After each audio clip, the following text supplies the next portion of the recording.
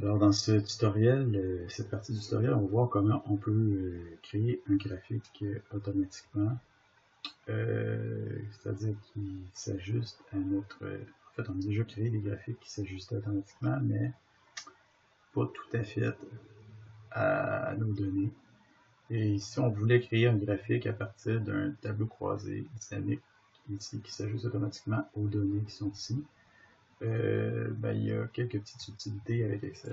Donc, la première chose qu'on peut vouloir faire dans un premier temps, c'est quand on a un tableau croisé dynamique comme ça qui présente nos données, on peut se dire, on va faire un graphique tout simplement à partir du tableau.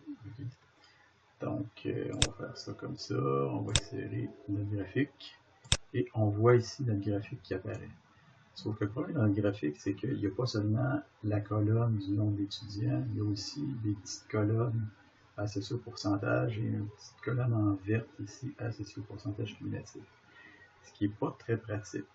Okay? C'est ça le problème avec les tableaux croisés dynamiques. Si on crée directement le graphique à partir du tableau croisé. Donc, une autre possibilité, ça serait d'éliminer les deux colonnes qu'on ne veut pas voir apparaître dans notre tableau croisé dynamique. Donc, supposons qu'on prend ces deux colonnes-là, on les élimine. Puis après ça, on crée notre tableau croisé. Là, on va avoir un tableau croisé qui a d'allure. Okay. Donc, supposons qu'on prend ces colonnes-là, on supprime. On prend cette colonne-là, ici, on la supprime aussi. Et après ça, on crée notre tableau croisé dynamique. Notre tableau, le graphique croisé dynamique. On va insérer graphique, comme ceci. Alors, en fait, quand on insère un graphique à partir d'un graphique croisé dynamique, à partir d'un tableau croisé dynamique, ça crée automatiquement un graphique croisé dynamique. Okay? Donc, un graphique qui est basé sur un tableau croisé et nécessairement un graphique croisé. Pas nécessairement, mais toute fin pratique, pour ce cours, on va considérer que c'est le cas. Donc, vous voyez ici, on obtient exactement ce qu'on voudrait avoir. Mais le problème, c'est qu'il faut réduire notre nombre de colonnes, ce qui n'est pas, encore une fois, ça nous oblige à avoir un tableau qui présente moins de données que ce qu'on voudrait, ce qui n'est pas très pratique. Pourquoi Excel n'a pas réglé ce truc-là, je ne sais pas.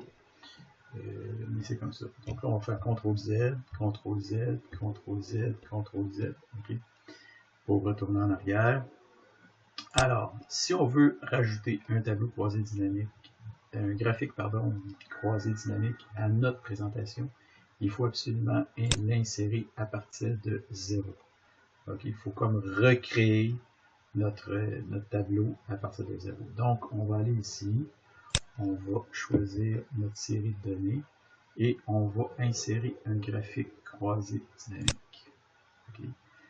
Graphique croisé dynamique, graphique et tableau croisé dynamique. En fait, c'est la même chose. C'est une bonne question. Est-ce que c'est la même chose? J'en sais pas, c'est la même affaire. Bon, on va dire ici, OK. Alors, graphique.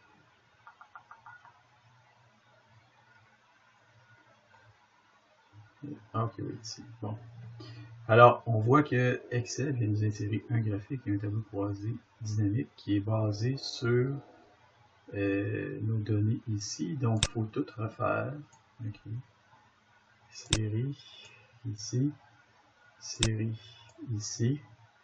Et là, si on veut le nombre, donc propriété, on va aller ici.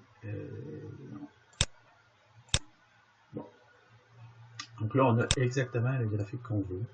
Si on préférait avoir des pourcentages, on pourrait aller ici, paramètres du champ de valeur, format de nombre, c'est-à-dire afficher les valeurs, aucun calcul, pourcentage du total général, OK. Et là, on aurait des pourcentages à la place du nombre qui s'affiche. Donc, on peut faire un graphique en pourcentage ou un graphique en fréquence. Mais bon, moi, je ne sais pas pourquoi. Je pense que je préfère la fréquence. Donc, on va retourner là, afficher les valeurs. On va dire aucun calcul. Okay. Bon. Donc là, on a notre graphique, on a notre tableau croisé dynamique. La seule affaire, c'est que ce tableau-là, en fait, on ne veut pas l'avoir dans notre page. On ne veut pas qu'il s'affiche. On ne veut pas qu'il soit dans notre champ de vision parce qu'on a déjà notre tableau ici de répartition qui s'affiche. Fait qu'on ne voudrait pas en avoir un de plus qui est là. Puis, dans le fond, la seule chose à quoi sert ce tableau-là, c'est de faire afficher le graphique comme du monde. C'est le graphique qui est important. Puis le tableau, d'une certaine manière, en bon canadien français, on s'en sac. Donc, on va pogner ça, on va faire un CTRL-X.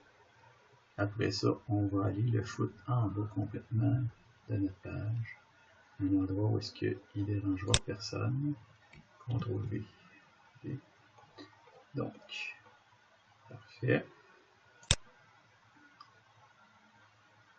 On a notre tableau ici. Et il reste à mettre un peu la mise en forme. Là, en fait, on va enlever tout ce qui n'est pas nécessaire sur ce graphique-là. Donc ici, on va masquer tous les boutons de champ du graphique. Après ça, on va masquer le titre.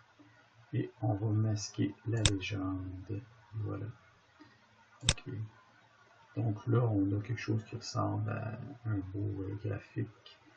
Et si jamais on change la série de données, donc supposons qu'à la place de prendre le nombre de textos, on prend le nombre d'oublis en classe, CTRL SHIFT ENTER.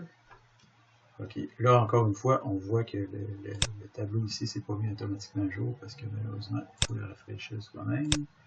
Mais une fois qu'on fait le rafraîchissement comme ça, notre graphique aussi, lui aussi, ça rafraîchit. Okay? Donc, c'est automatique que ça va se faire comme ça.